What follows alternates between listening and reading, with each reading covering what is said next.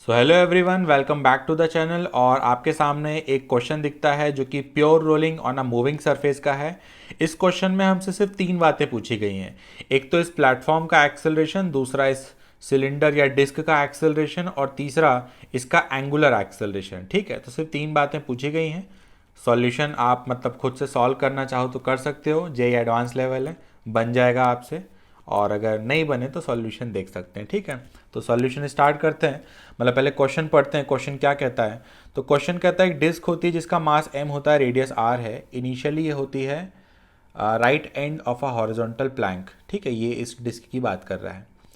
फिर उसके बाद बोला गया है कि जो प्लैंक है वो भी रेस्ट पे था, स्मूथ हॉरिजॉन्टल सरफेस पर। यहाँ पर कोई भी फ्रिक्शन नहीं है और friction between the disc and the plank is sufficient high such that the disc rolls on the plank without slipping.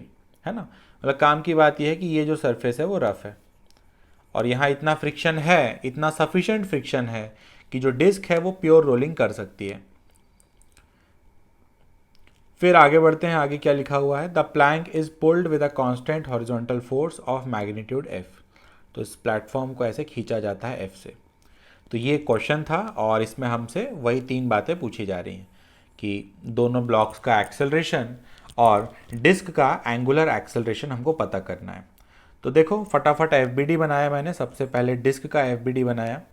तो डिस्क पर लोवेस्ट पॉइंट पर एक फ्रिक्शन लगाया। अब अगर डिस्क पर मैंने हॉरिजॉन्टल पे फ्रिक्शन लगाया है तो जो प्लेटफॉर्म है उस पर न्यूटन थर्ड लॉ के अकॉर्डिंग पीछे फ्रिक्शन लगेगा, इक्वल एंड अपोजिट। उसके बाद जो डिस्क है उसके सेंटर का एक्सेलरेशन मैंने ए मान लिया, डिस्क का एंगुलर एक्सेलरेशन मैंने अल्फा मान लिया। और यहाँ पर मैं ए इक्वल टू अल्फा आर नहीं लिख सकता। ठीक है, अगेन ये उसी सीरीज का पार्ट है जो मैंने पिछला क्वेश्चन अपलोड किया था। पिछले क्वेश्चन भी मैंने आपको सिखाया था, जो हमारा पिछला वीडियो था उसमें मैंने आपको सिखाया था कि प्योर रोलिंग देखते ही अगर v equal to omega R आप लिख देते हो तो हो सकता है कि ये कई बार गलत हो जाए। तो प्योर रोलिंग के केस में v equal to omega R और a equal to alpha R सिर्फ तब सही होता है जब सरफेस फिक्स्ड होता हो। लेकिन यहाँ पर जिस सरफेस के ऊपर ये ऑब्जेक्ट प्योर रोलिंग कर रहा है वो सरफेस खुद मूव कर रहा है। तो इस वजह से इस क्वेश्चन में अगर directly a equal to alpha R लगाते हो तो गलत हो जाएगा। ठीक है, तो सवाल है क्या किया जाए, तो वही मैं आपको सिखाने जा रहा हूँ कि ऐसा एफ बनाया।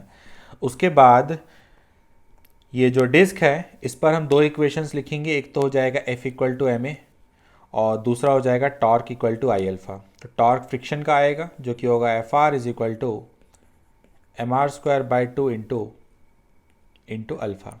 ठीक है, तो यहाँ से आप देख सकते हो कि अगर इन दोनों इक्वेशंस को मैं डिवाइड कर दूँ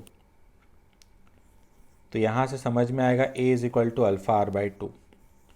है ना, इतना तो आप मन में कर सकते हो। दोनों डिवाइड मारोगे, एफ से एफ कट जाएगा, एम से एम कट जाएगा, तो आएगा A equal to alpha R by two.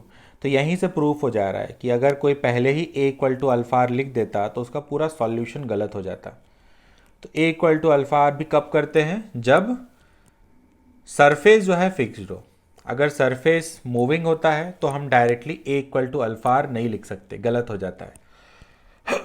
तो मान के चलते हैं इतनी बात क्लियर होगी। फिर आगे बढ़ते हैं और इस प्लेटफॉर्म पे आते हैं। तो जैसा कि क्वेश्चन ने कहा है कि डिस्क और प्लेटफॉर्म के बीच में कोई स्लिपिंग नहीं है, इसका ये मतलब हुआ कि जो एक्सेलरेशन इस पॉइंट का होगा वही एक्सेलरेशन प्लेटफॉर्म के इस पॉइंट का होना चाहिए। ठीक है, तो जो लोवेस्ट पॉइंट है डिस्क का, ये वाला पॉइंट, इसके पास दो एक्सेलरेशन होते होंगे। एक तो अल्फ़ा की वजह से अल्फ़ा आर और एक ट्रांसलेशन की वजह से ए। तो इस लोवेस्ट पॉइंट का एक्सेलरेशन जो है, इसका एक्सेलरेशन हो जाएगा ए प्लस अल्फ़ा आर। इस वजह से इसका भी क्या होना चाहिए, ए प्लस अल्फ़ा आर। और क्योंकि अल्फ़ा की वैल्यू हमको पता है, यहाँ से जो अल्फ़ा आर है उसकी वैल्यू हमको पता है कितनी है, 2a। तो उस हिसाब से अल्फ़ा आर अगर 2a है तो ये हो गया 3a। तो जो प्लेटफॉर्म है उसका एक्सेलरेशन हमने 3a मान लिया। उसके बाद प्लेटफॉर्म पे लगाया नेट फोर्स जो कि F माइनस एफ है, equal to mass into acceleration. और फ्रिक्शन का वैल्यू यहाँ से लिख दूंगा ma। तो अगर यहाँ मैं m रख दूँ तो एक्सेलरेशन आ गया F/4m। तो ये एक्सेलरेशन किसका आ गया, ये एक्सेलरेशन डिस्क का आ गया।